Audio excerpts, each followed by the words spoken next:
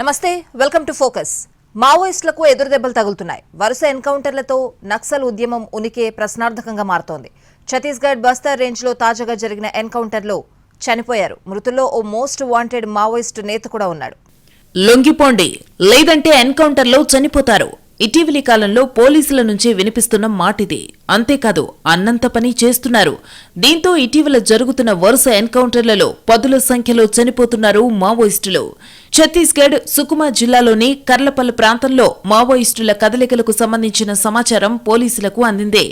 గోగుండ, నెండుం, ఉప్పంపల్లి ప్రాంతాలలో మావోయిస్టులు ఉన్నట్టు స్పష్టమైన సమాచారం వచ్చింది. దీంతో district reserve guards DRG, Chhattisgarh పోలీసులు, రిజర్వ్ సెంట్రల్ ఫోర్స్ సీఆర్పీఎఫ్ బలగాలు సంయుక్తంగా రంగంలోకి దిగాయి.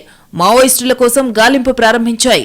అటవీ ప్రాంతంలో మావోయిస్టులు తారసపట్టంతో ఇరు పక్షాల మధ్య హోరాహోరీగా కాల్పులు జరిగాయి. కొంత సమయం తర్వాత మావోయిస్టుల వైపు నుంచి కాల్పులు ఆగిపోవడంతో భద్రతా బలగాలు గాలింపు ప్రారంభించాయి. దీంతో 17 మంది మావోయిస్టుల మృతదేహాలు లభ్యమయ్యాయి. ఈ ఘటనలో 3 డీఆర్జీ సిబ్బందితో పాటు ఓ సీఆర్పీఎఫ్ జవాన్కు గాయాలయ్యాయి. దీంతో వారిని ఆసుపత్రికి తరలించి చికిత్స అందిస్తున్నారు. వాళ్ళిద్దరి పరిస్థితి నిలకడగా ఉంది. సంఘటనా స్థలం నుంచి పెద్ద మొత్తంలో ఆయుధాలను స్వాధీనం చేసుకున్నారు పోలీసులు. వాటిలో AK-47 రైఫిళ్లతో పాటు సెల్ఫ్ లోడింగ్ రైఫిళ్లు, ఎన్సాస్ 303 రైఫిళ్లు ఉన్నాయి.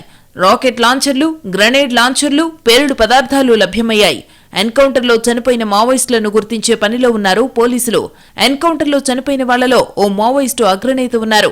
మావోయిస్టు కమాండర్ కుదామి జగదీష్ అలియాస్ భద్ర ఈ ఎన్కౌంటర్లో చనిపోయినట్టు పోలీసులు నిర్ధారించారు. దర్భా డివిజన్కు జగదీష్ ఇన్ఛార్జిగా వ్యవహరిస్తున్నాడు. అలాగే స్పెషల్ జోనల్ కమిటీ సభ్యుడుగాను ఉన్నారు. ఎన్నో సంవత్సరాలుగా జగదీష్ కోసం భద్రతా బలగాలు గాలిస్తున్నాయి. అనేక మావోయిస్టు దాడుల కేసుల్లో జగదీష్ నిందితుడిగా ఉన్నాడు.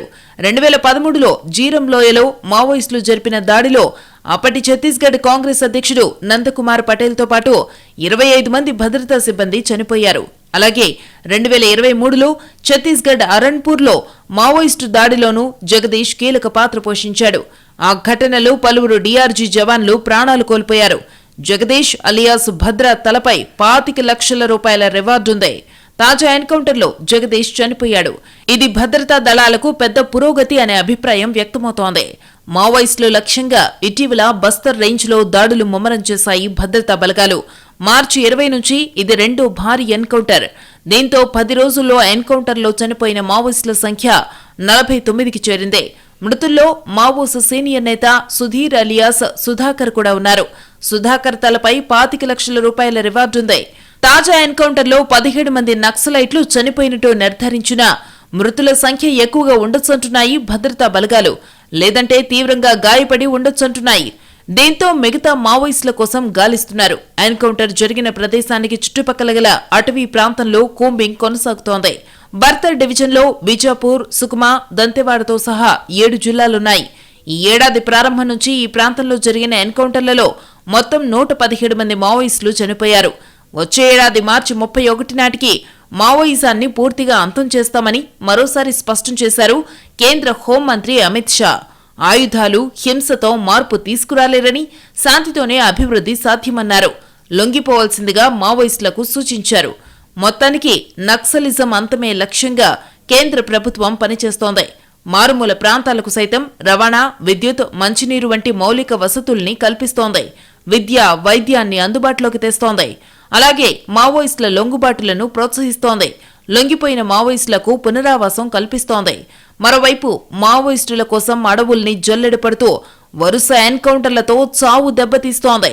దీంతో మావోయిస్టు ఉద్యమం మనుగడే ప్రశ్నార్థకంగా మారుతోంది. నక్సలిజం అంపసైపై ఉందా? అమిత్ షా చెప్పినట్టు మరో ఏడాదిలోగా మావోయిజం అంతమైపోతుందా? వరుస ఎన్కౌంటర్లు చెప్తున్నదేంటి? మావోయిస్టుల కదలికలకు సంబంధించిన సమాచారం అందటమే ఆలస్యం. ఆ ప్రాంతాన్ని భద్రతా బలగాలు చుట్టుముడుతున్నాయి. అడవుల్ని జల్లెడపట్టి అన్నల్ని అంతం చేస్తున్నాయి. దీంతో ఏడాది కాలంగా దండకారణ్యం కాల్పుల మోతతో దద్దరిల్లిపోతోంది. పచ్చని అడవి రక్తధారలతో ఎర్రబారుతోంది. మావోయిస్టులకు నిలువ నీడ లేకుండా చేస్తున్నాయి భద్రతా దళాలు. ఛత్తీస్గఢ్, ఒడిశా సరిహద్దు ప్రాంతాల్లో వరుస ఎన్కౌంటర్లు జరుగుతున్నాయి. గతంలో మావోయిస్టుల మెరుపుదాడులు ఉండేవి. పోలీస్ క్యాంపులపై అదును చూసి దాడి చేసి ఆయుధాలను ఎత్తికెళ్లేవాళ్లు. కానీ ఇప్పుడు మనుగడ కోసం పోరాటంగా మారింది మావోయిస్టుల పరిస్థితే. ఒక్కో ఎన్కౌంటర్లో పదుల సంఖ్యలో క్యాడర్ని కోల్పోతోంది. మావోయిస్టు దళాలు కోలుకోలేని విధంగా దెబ్బతింటున్నాయి. ఒక్కో సందర్భంలో 2-3 రోజుల పాటు భీకర యుద్ధం జరుగుతుంది. గతంలో భద్రతా దళాలు ఓవైపు నుంచి వస్తే మావోయిస్టులు కాల్పులు జరుపుతున్నారంటూ మరోవైపు నుంచి తప్పించుకోవటం జరిగేదే. కానీ ఇప్పుడు అలాంటి అవకాశం కలగడం లేదు. మావోయిస్టుల జాడ తెలియగానే అన్ని వైపుల నుంచి భద్రతా బలగాలు చుట్టుముడుతున్నాయి. దీంతో మావోయిస్టులకు తప్పించుకునే అవకాశం లేకుండా పోతోంది. ప్రధాన ఎన్కౌంటర్ ముగిసిన తరువాత ఎవరైనా తప్పించుకుంటే వాళ్ళెటు వెళ్లి ఉంటారా అని గాలిస్తున్నారు. డ్రోన్ల సాయంతో పరిసరాలను జల్లెడపడుతున్నారు. దీంతో ఎన్కౌంటర్లో గాయపడి కొంత దూరం వెళ్లాక ప్రాణాలు కోల్పోయిన నక్సల్స్ మృతదేహాలు లభ్యమవుతున్నాయి.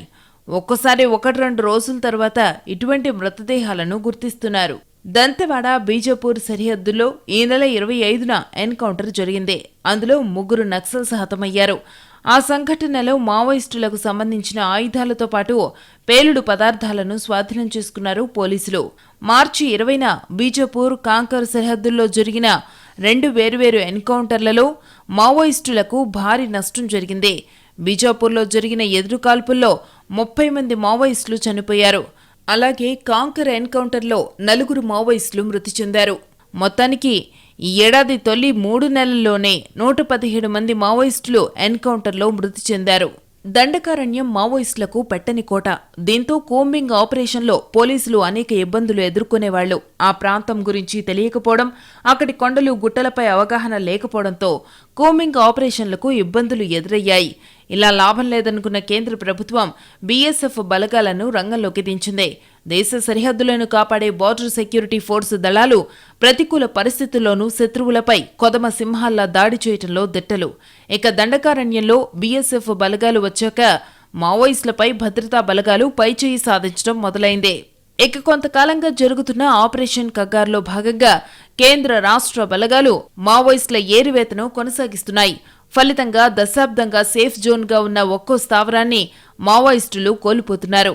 మావోయిస్టులకు శత్రు దుర్భేద్యంగా ఉన్న అబూజ్మడ్ సైతం భద్రతా బలగాల గుప్పెట్లోకి వెళ్లిపోతోంది. ఇది మావోయిస్టు అగ్ర నాయకత్వాన్ని మరింత కలవరపరుస్తోంది. మావోయిస్టులు తమని తాము కాపాడుకునేందుకు సేఫ్ జోన్ను వెతికే పనిలో పడ్డారు. అయితే కొత్త ప్రదేశాలకు అలవాటు పడేలోపే భద్రతా బలగాలు దాడులు చేస్తున్నాయి. దీంతో అడవుల్లో కూడా నిలువ నీడలేని పరిస్థితిని ఎదుర్కొంటున్నారు అన్నలు. మావోయిస్టులపై ముప్పేట దాడి జరుగుతోంది. కేంద్ర రాష్ట్ర బలగాలతో పాటు స్థానిక గిరిజనులతో ఏర్పాటు చేసిన డీఆర్జీ దళాలు సమన్వయంతో ముందుకు కదులుతున్నాయి. అన్నల జాడను కనిపెట్టేందుకు మానవ నిఘాతో పాటు టెక్నాలజీని వాడుకుంటున్నారు. దీంతో మావోయిస్టులపై క్రమేపీ పైచేయి సాధిస్తున్నాయి భద్రతా బలగాలు.